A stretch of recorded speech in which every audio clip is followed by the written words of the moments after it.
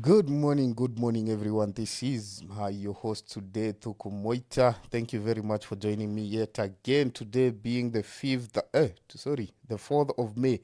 The year is 2026. It's exactly 7:49 a.m. in the morning. It's yet another day that we come to you to present to you the Magazetini readings. This is where we unwrap everything that has happened during the last week. We try to give you some informations that has been on the headlines, most depressing ones, because nowadays most of the information you are getting, they are more depressed than anything. So yes, thank you very much for joining us. It's a new Monday. It's a wonderful month. We saw each other on the 1st of May. This is the second day that you're meeting this month. And we appreciate and thank you very much for keeping Kelele digital. This is Imagine Nairobi. Welcome again. Asante sana, sana, sana, sana. So today we are perusing through the Magazetini. And I have a bit of information that a few of you told me to do some research on.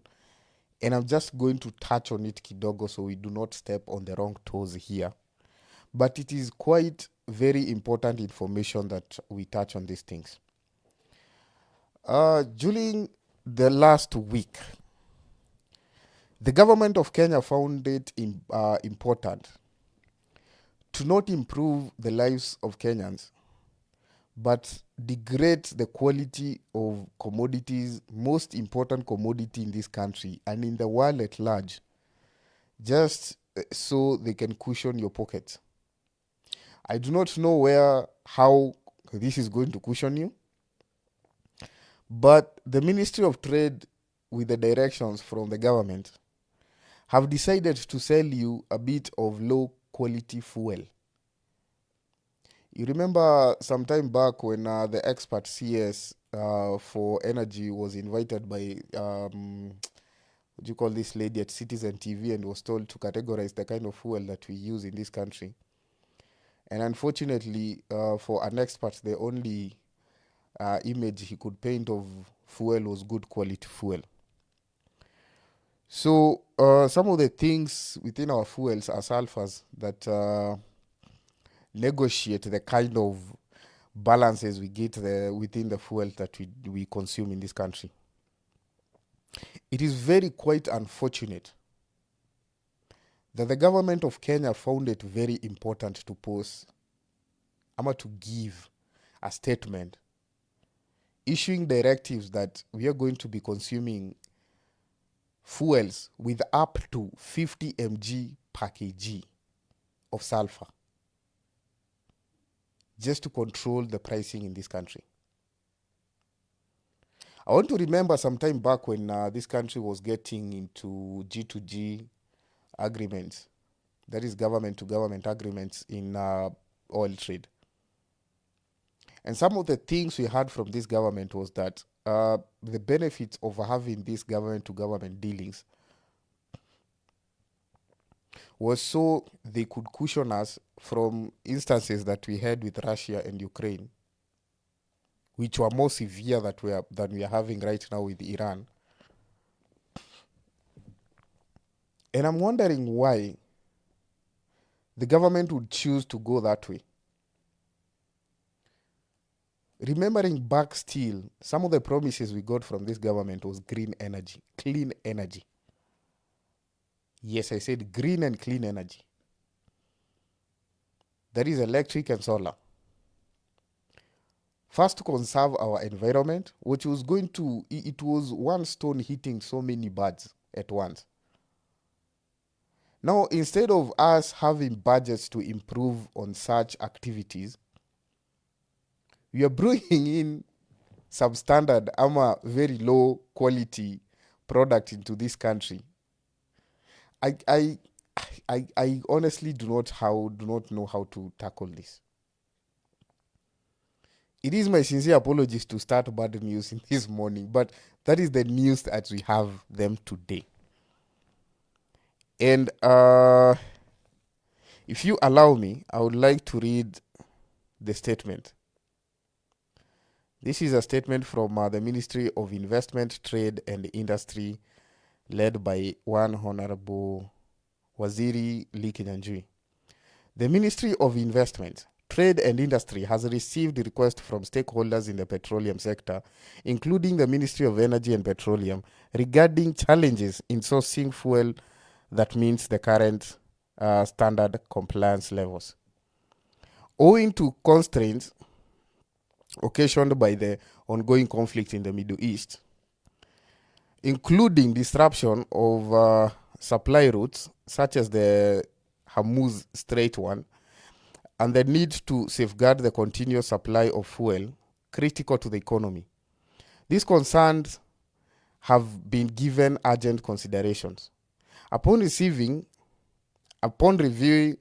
by our technical teams and following consultations with the Government Bureau of Standards and the National Standards Council, the Ministry has subjected the request to comprehensive technical assessment.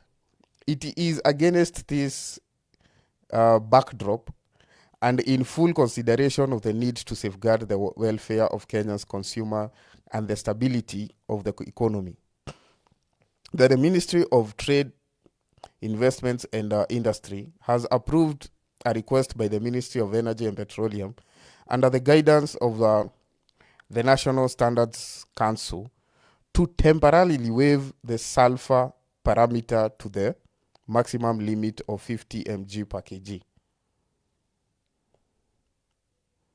So one of the reasons that we do not consume such fuels that has very high concentrations of sulfur, it is because of the deposits that are left within your vehicles once the vehicle filters out the fuel. Now we are trying to amend one gap that was left by the corruption, some of the instabilities in the Middle East. And now we are trying to create another mechanical issues for our motorists in this country. I really would hate to see what would happen if we had shortage of medicine in this country. It simply means these people will give us very substandard medicine because this is the solution literally they're giving to us. Here is one problem, but you're going to solve it with another problem just to cushion you from the major problem. This is the government we voted for. I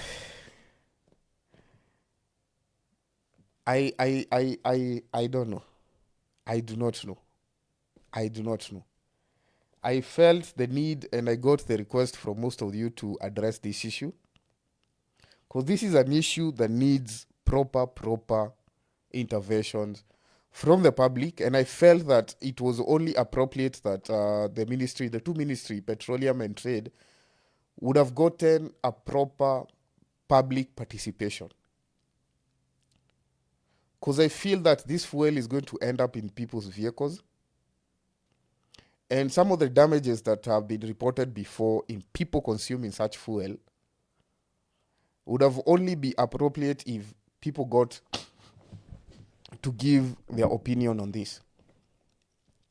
It doesn't sit well with a lot of people. And I wish the ministry could take issue of that. So now the next issue online, the next headline is the issue of alcohol. And I saw one CS for Interior humiliating a certain OCS because of alcohol consumption within that area. And the CS gave directives, quarterly, not in the office, quarterly, of how the alcohol should be managed. Now, question is, this is one area. There are 47 counties in this country. And there's more than 200 constituencies in this country. Actually, there are way more. So when you address such an issue in one location, when you have some manufacturers, hapa Ruiru na Juja wenye tunaona kwa social media, being encountered every day, and these people know where this alcohol is being manufactured from, I wonder how helpful that is going to be to the rest of the public When you tell one OCS that the next time you visit that particular place, you're going to fire him in front of people, na utaki kumhumiliate. You see, this roadside um, humiliating civil servants is getting very old. There was a time chiefs were being paraded by a certain president in this country. And a certain president, Moi to be precise, used to humiliate people. And this is the trend that is coming back to this country, which is very wrong. You cannot just call out a civil servant that is an OCS uanze kumhumiliate mbele ya watu. It is very wrong. And this is not the first time this CS has done this. This is literally not the first time he's done this. There are factories that manufacture this alcohol. These OCSs do not manufacture these alcohols. Hizi pombe sio OCS wanatengeneza. Hizi pombe, hakuna polisi anatengeneza pombe in this country. If only you got into a boardroom and came up with policies, which is your job, came up with policies, guidelines, and just know how to tackle whomever is manufacturing these illicit brews, and whomever is doing it properly, give them proper licensing so they do not have to hide when distributing these alcohols.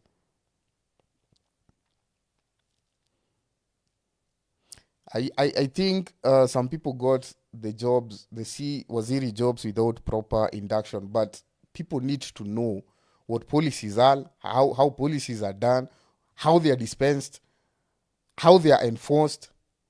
Because now, hii kitu ya kushinda watu wakipiga kelele kama politicians, you've literally moved from political to another level, and you need to sit well within those chairs that have been given to you.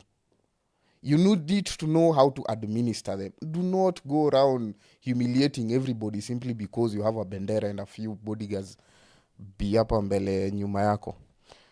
So yes, Ruto admits Mount Kenya headache places his fate in God's hands. Yes, I read that wrong. So basically it's Ruto amesema ameachia Mount Kenya kwa Mungu. That is President Ruto. Yes, amesema imemshinda. It's imemfika mahali amesikia imemshinda.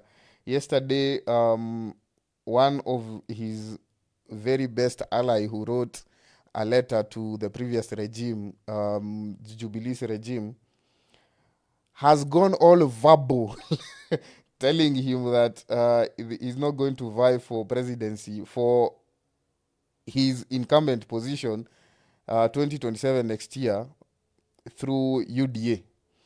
Mount Kenya has proven unmanageable right now.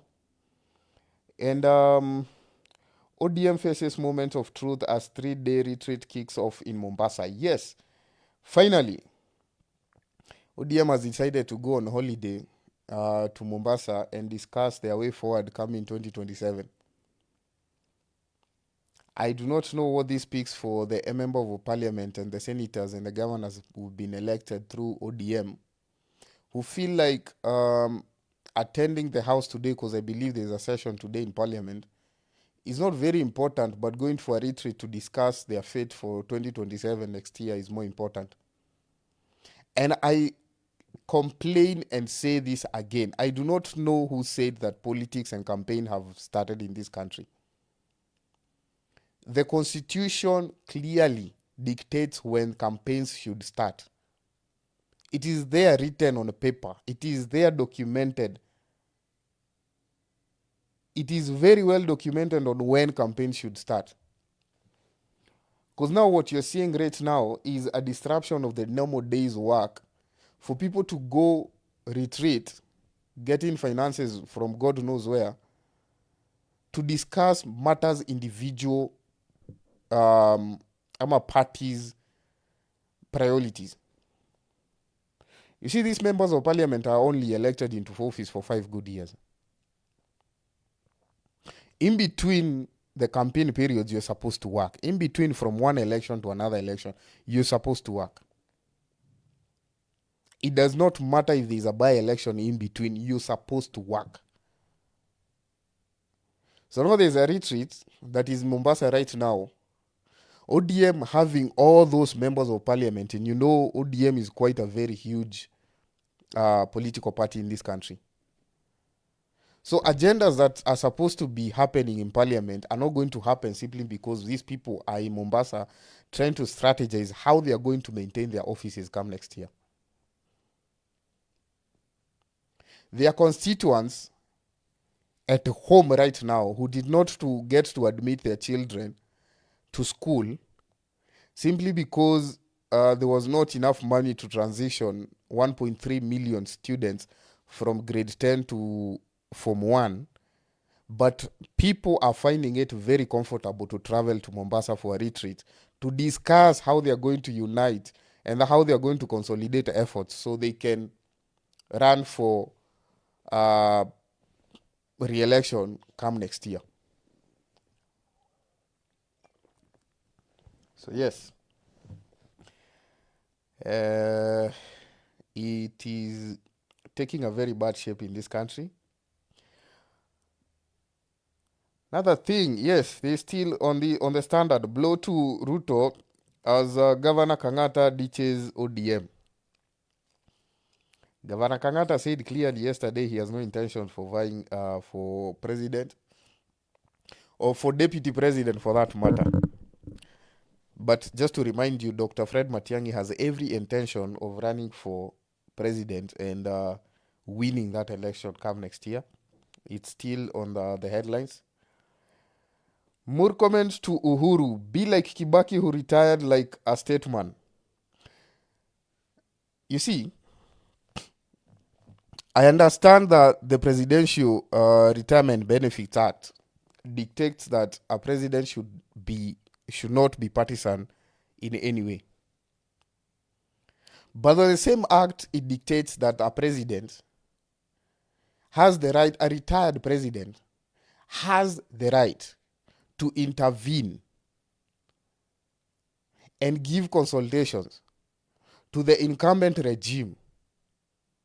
But besides that, morally, any president, and I would hate to feel that the incumbent president right now, President William Ruto, will not engage in any activities after his tenure if he sees this country is going astray just because he wants to enjoy his retirement benefits.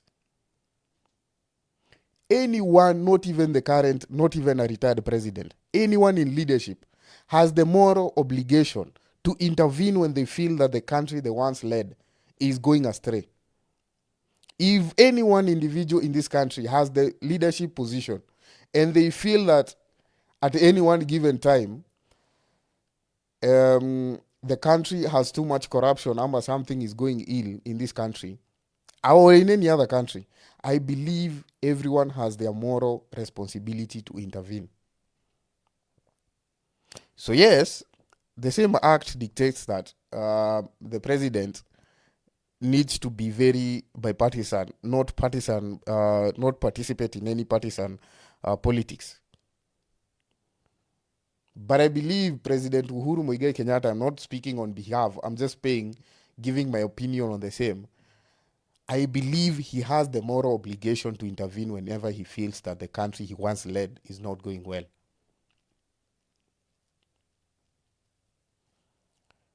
And just threatening Uhuru that he's not going to get his benefits simply because he intervened in politics, I think that is being very juvenile. But all the same, it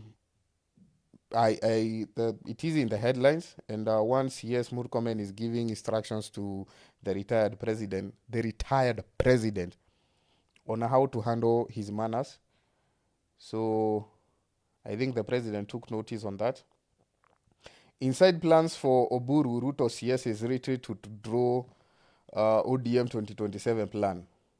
So this is where some of the experts in ODM and also in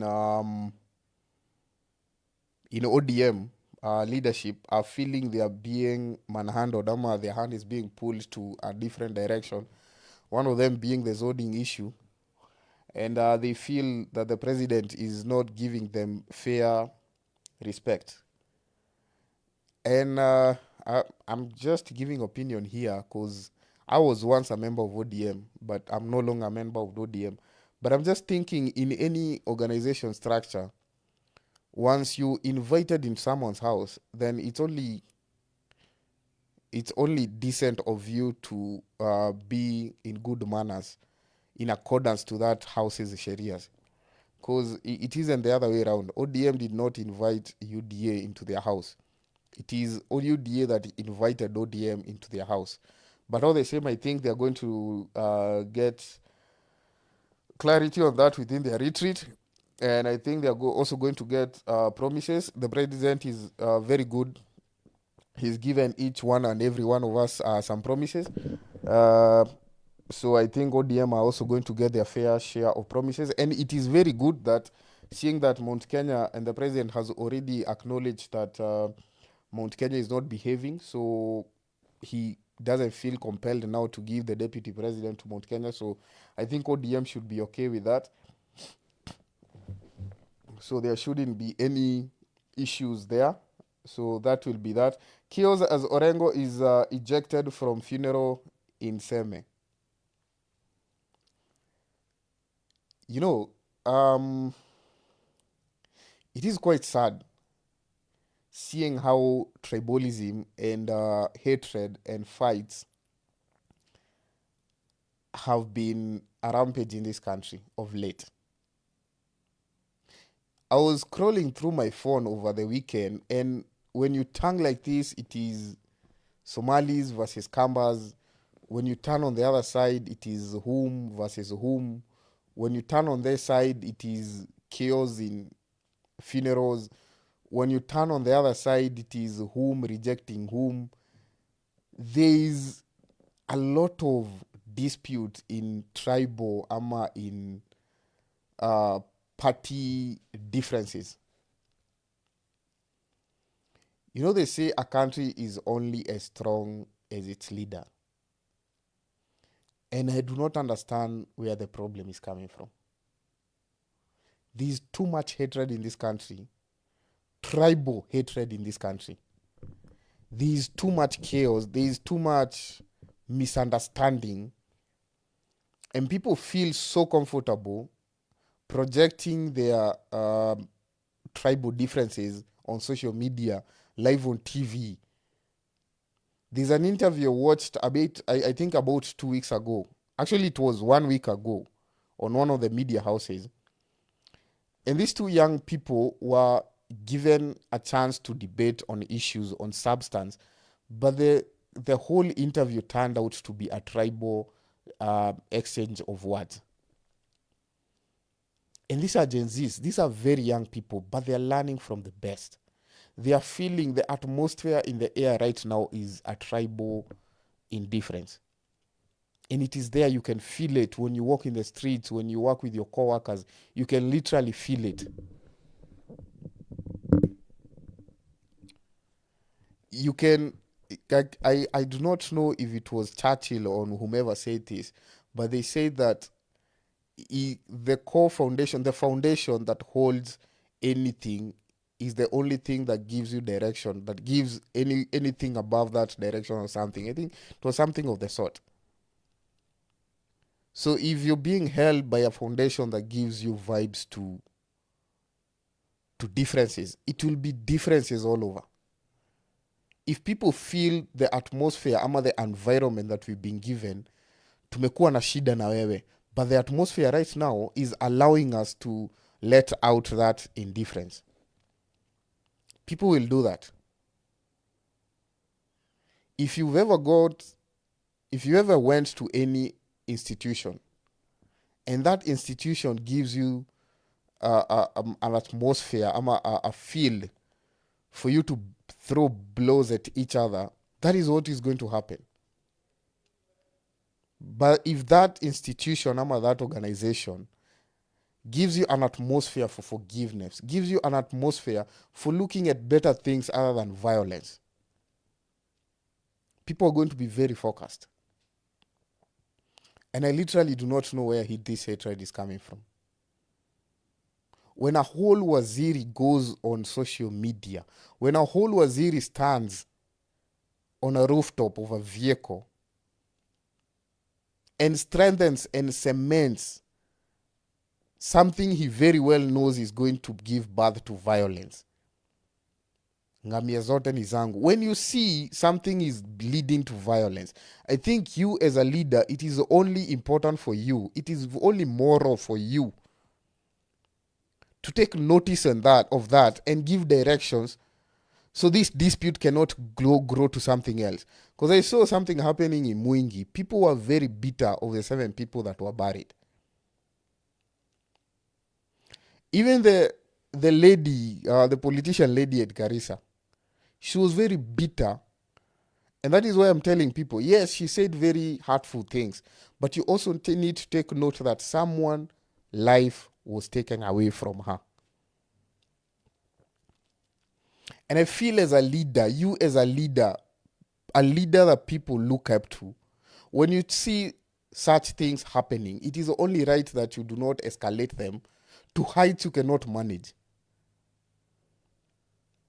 Because now you see, what is happening is, when you fuel things on the other end, when you're in Nairobi, because some of the people, as we know, do not go to their villages and live, they live in Nairobi from January to January.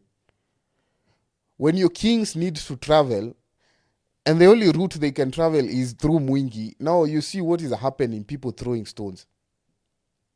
If only these leaders could come together and try to decide how can we resolve this? How can our people live in harmony? I saw another leader, not a leader actually, it was someone trying to vie for member of parliament in Starehe, who said that sisi ndio tunape Wakamba kazi sijui nini nini. Who asked you? Go fire whomever you've hired. If that is what it takes for peace to prevail in this country. And this is what I said. And there, as I'm there, I listened to yesterday and I posted a video of them. People who really know they belong to this country will not instigate violence in this country. Because mi mahali naweza kimbia tu nina nyuki. Ama nikimbie, hakuna literally mahali ingine naweza potelea. Ama hata nikimbie niende Nakuru, ama nikimbie niende Mombasa. That is within my borders. But people who know they have a spare country will speak very violent words to people because they know there's somewhere else they can run to. But we Kenyans, you Kenyans who are watching right now, be very careful of the words you put out there, because they can literally very much fuel something that you do not want to see an end to. And I believe it is about time, and this is why South Africans are bringing the xenophobic act live on people's eyes for people to see. Because now it is not a very good thing what South Africans are doing. I do not advocate for that at all. But if there are people within your boundaries who feel that violence is the solution to everything, especially people in leadership, that is what aches the most. People in leadership, it is not a good thing at all. I'm not here to lecture anyone. I'm just here to say this is a country that has a constitution, that a constitution needs to be enforced and people to live in harmony in. Oburu ODM allies blowing hot and cold, leaning towards Sifuna camp. You know, I do not understand ODM. I literally do not understand ODM. Because one of the things ODM did when they called for this retreat meeting is invite people from Linda Mwananchi camp. Sifuna and Babu Owino. Those are some of the people that were invited. Actually, not some of the people. Everyone within ODM that shifted to the other camp, including Mr. Orengo, Governor Orengo, was invited for this retreat. But now on the same, it's like they're inviting people to go humiliate them. But Omenya clearly included in the letter she wrote that they are trying to inclusify everyone in these negotiations that they are looking to communicate to UDA for the upcoming 2027 general election. So that headline, as it talks, is not in line with what the acting SG communicated. Kalonzo to Nyanza, I backed Raila for 15 years. It is your turn to give me your votes. Yeah. There's something that Kangata said about Kalonzo yesterday. But I also want to say this. For 15 years, Kalonzo backed His Excellency, the Right Honorable Raila Amolo Odinga. For 15 years, Kalonzo gave his full support to Raila Amolo Odinga. I think it is only fair that at least he gets something out of that. Because I remember when everyone else from the central region, which Kamba Nation also are included in that, Kalonzo took his people to Raila Amolo Odinga. And I only feel that it is only right that, and I know we are moving from those politics, but he is entitled to some comment, some say to that. He needs to get something of what he also gave to Raila Amolo Odinga. Grief, fury, as 7 who died in Mwingi bandit attack laid to rest. It is the same thing I was talking about. It is not an easy thing seeing your king being buried because of violence. Violence that could be stopped. And leadership from those regions whose this violence happened do not seem to be remorseful the slightest bit. They will go on social media and claim to do more harm. And claiming, yeah, even Voiko. And such kind of talks is making me very, very, very, very hurtful. Kilimani Westlands, Karen, Kibera hit by temporary water shortage. It is Nairobi. We expect it. After all, it is Nairobi. Nairobi Water and Sewage Company has announced a temporary disruption in water supply across 12 residential and commercial areas following a significant pipeline burst in Gigiri area. The outage is expected to affect daily water availability, and residents are being urged to conserve water during this period until repairs are completed. In a statement released on Friday, that is May 1st, said that a major burst had occurred along NCT Kegoro Gigiri Kabete transformation pipeline. So yes, people in Nairobi should take caution and save as much water as you can.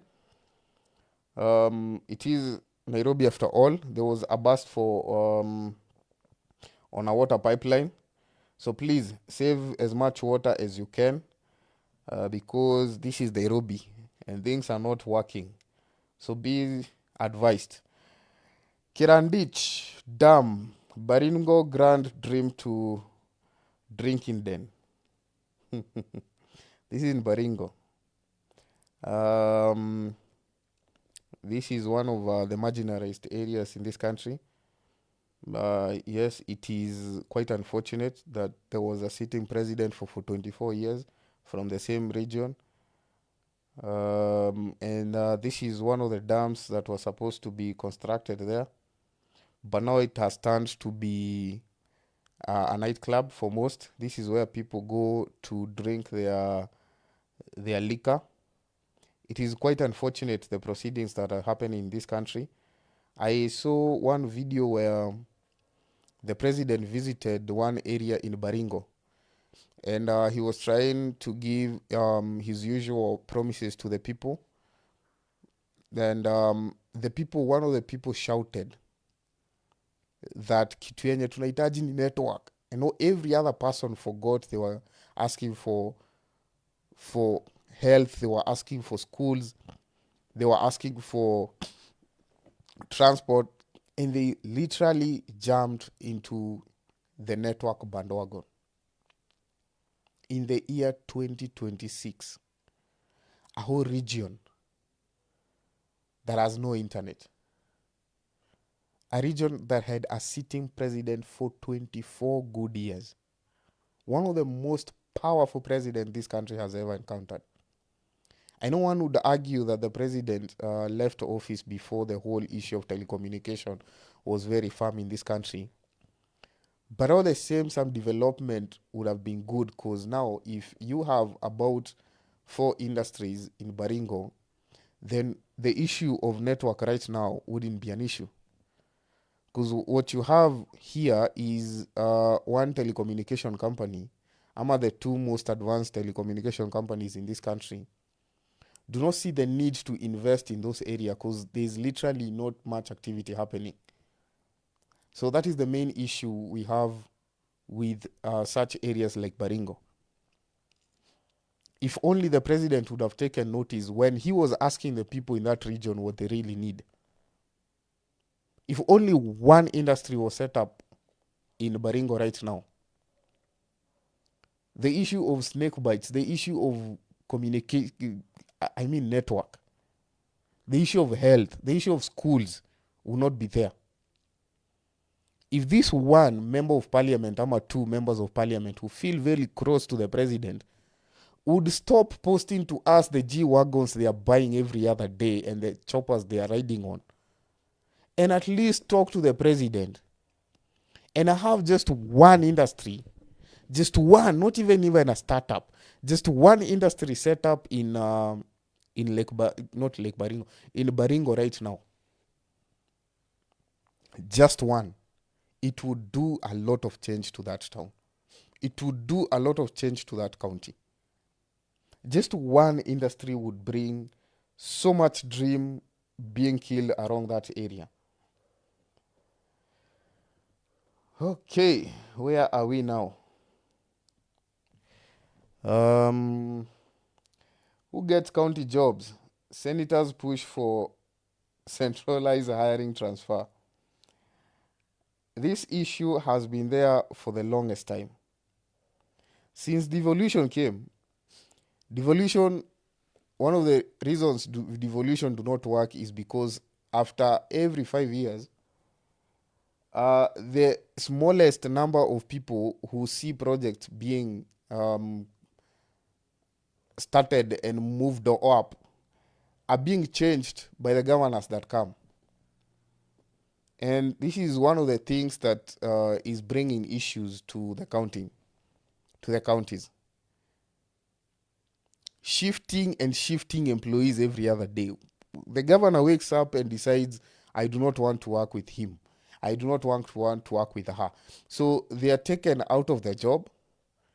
People who started the project, people who knew where the suppliers are. That is why you have one county within our region where even the governor doesn't know if they owe these people. These are suppliers and they are owed by the county and the governor does not know. Because the people that started the project have been fired since the project started, and now it's bringing issues to the continuity of the project within that county. So I think there should be a controlled employment structure. If it is a 3-year contract, the 3-year contract should be withheld, should be maintained. Hakuna mambo ya kufuta watu in between, sababu you personally you're getting too personal na kazi ya mwananchi. I think that is one thing that should be looked at, and it should be controlled.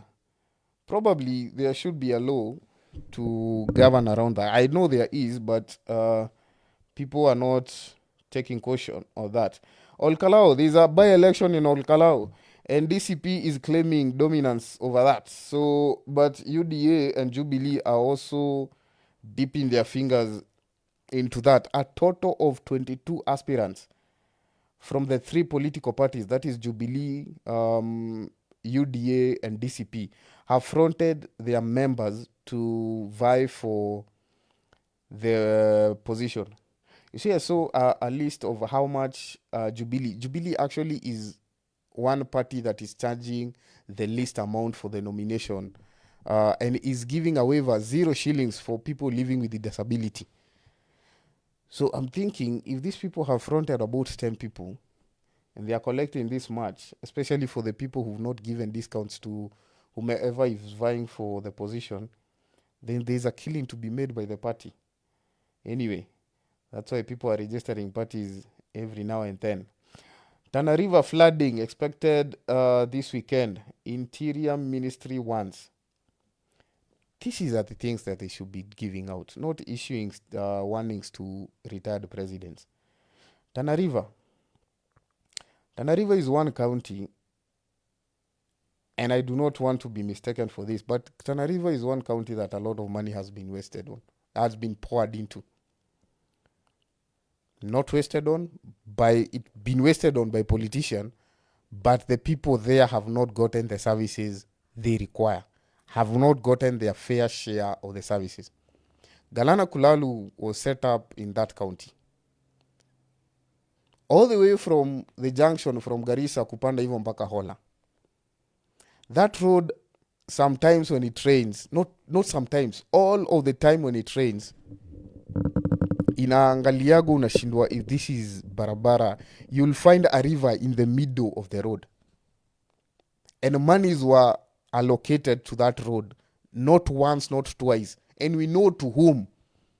One of the senior politicians in this country should tell us how that road has never got taken shape up until now. Up until now, that road have never taken shape. Every time it rains, if you are an engineer and you know this is what happens when this road, every time it rains, why don't you get alternatives? Why don't you get proper engineering personnel to do proper roads for that area? Because that area is an economic hub for this country. There's a lot of people who shifted from Ahero and moved all the way to Hola to go do irrigation. You've literally shifted a whole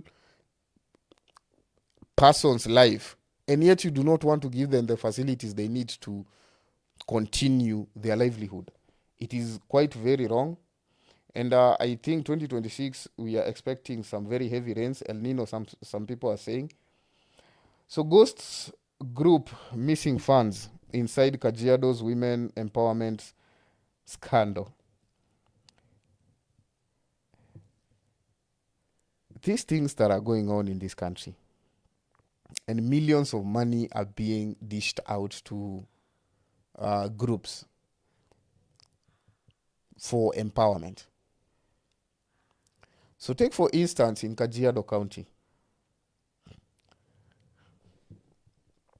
you have a population of about 126,000 approximately women above the age of 18 within the areas that were selected to get the empowerment funds. And you only have about 30,000 who are getting empowered. So what happens to the rest of the 90,000? And I'm sure Kajiado County Zondo does not have only 120 something thousand women. There's a lot of them. So if there's only 30,000 of them who are getting empowered, so what happens to the rest? If those monies were consolidated and capitation for schools were added, if markets were given the proper infrastructure they needed, then no handouts would be necessary. Because if there's a proper market along that Narok Molo Road, where there's a lot of potatoes that comes from there, instead of brokers going there wanashonelelea ile potatoes gunia moja inakaa ni kama gunia tatu, if there was a proper market there and proper regulations for trading within that area, instead of us going all the way to the US and trying to bring the Grammys to this country, if we could have a partnership with some of these akina McDonald's, akina KFC, akina Starbucks and the rest, where they could come to this country and we could have partnerships where me as a farmer in Narok knows very well nikilima hizi maviazi zangu, McDonald's are coming to buy with a very reasonable price. If today a coffee farmer somewhere in Western Vihiga, somewhere in Muranga knew very well nikilima kahawa yangu, Starbucks wanakuja kuchukua hii kahawa yangu from here, I do not understand why we need to have Grammy Awards coming to this country to do what particularly? What exactly would the Grammy serve to the mwananchi? We have about 200,000 content creators in this country. The show industry, the creative industry in this country is that small. Call it even 500,000. 68% of Kenyans in this country are farmers. So you connecting the outside market to the local market, would that be very beneficial in opposed as, and I'm saying this as a creative. Literally, I'm saying this as a creative. So I think connecting farmers with the outside world would serve more purpose than have us having an award giving entity coming into this country. For what purpose exactly? And I'm not trying to say this in the wrong way. The other day we saw the Kalasha Awards that happens in Nairobi. And there were so many awards happening. But it was a family's event. Let me ask you this. You see, when we have that Kalasha and you going there, taking off the light from the people who are supposed to enjoy that particular day. All I'm saying is Grammys do not serve us any purpose. What serves us purpose is goes to Starbucks, go to all these entities that come and procure coffee from this country. Make sure that the farmers get their fair price. Stop giving us stories. Just make sure the farmers get their fair price.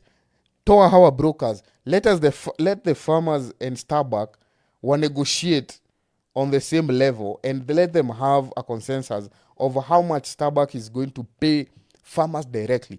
If the government is going to be the broker, let there be a government-private partnership between the government of Kenya and the private entities that procure coffee from our region. We have the best coffee. If you go to Uganda, coffee huuzwa kwa streets. Kahawa ile kahawa ya shamba inauzwa kwa streets. There's a difference between Arabica and Robusta, and we have the best coffee in this country. And I do not understand why that is not the priority that the government should be taking. Potatoes. Our potato is one of the best potatoes. It is only that it's been centralized in one particular area. We have these researchers that come into this country. They do their research. Some people in agriculture, and I'm not saying that it happens, but I think it does happen. People collect kickbacks from these entities. They develop viazi, they develop mahindi from our country. They do their research. They're allowed to do all manners of stuff in this country. Then they ship off and take the findings they find to other countries. Why is that happening? From the year 2017, at the election time, right before COVID, there's been 14 sampling areas that have been collected by certain entities in this country to develop certain plantain variety.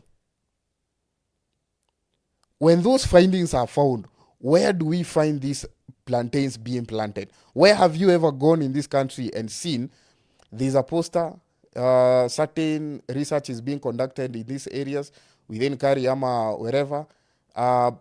Which reports have we ever found that have been published and said, tumepata this variety, It sustains harsh weathers. It is survival to drought and all that. Where are these plantains in Kenya?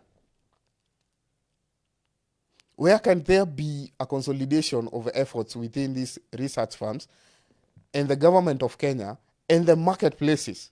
So we know if one entity, one research company is willing to spend about 50 million Kenya shillings doing research in this country, then it means the product they are trying to develop has a market somewhere. Why, instead of bringing Grammy to this account, to this country, why can't we follow these research companies and make sure once they develop whatever products they want to develop, those products will be grown right here in our country, and we will be the pioneer people, ama the anchor people that ships off the first product to the outside world. So if someone in the US wants ISO plantains, the only producers will be Kenya. Definitely it will ship off to other countries, but we will be part of the producers of that product.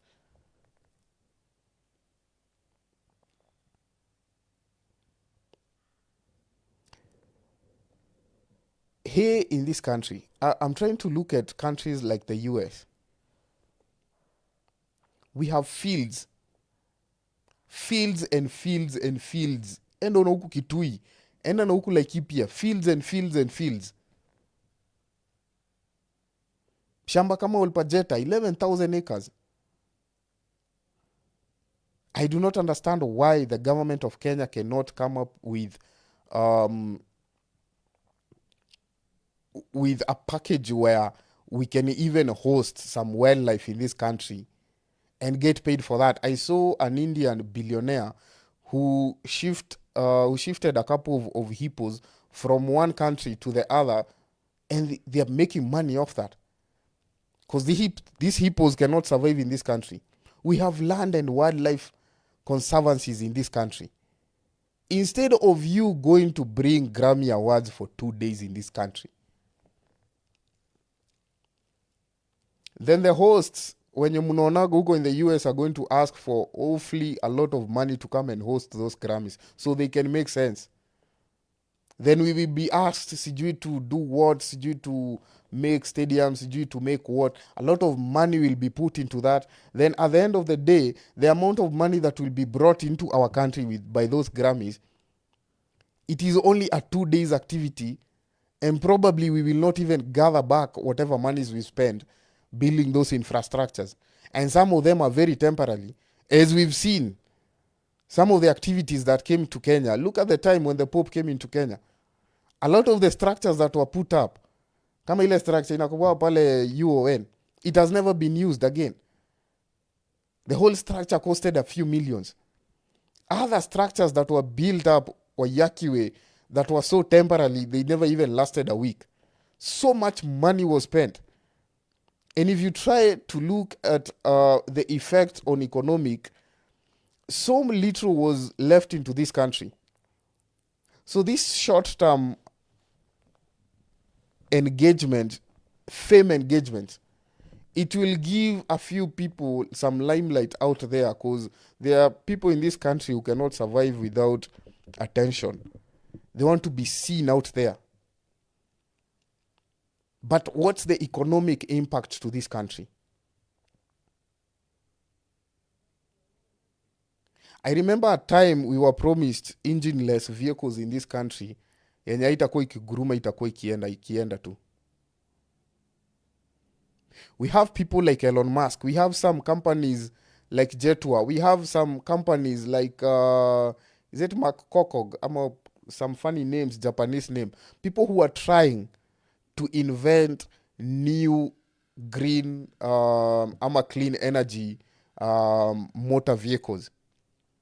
If these people were given facilities in this country to come and do their projects here, I mean, we were willing to give a whole pharmaceutical company, I think it was Pfizer or something, to come and set up shop in this country, knowing very well these people have some very weird court cases within their countries.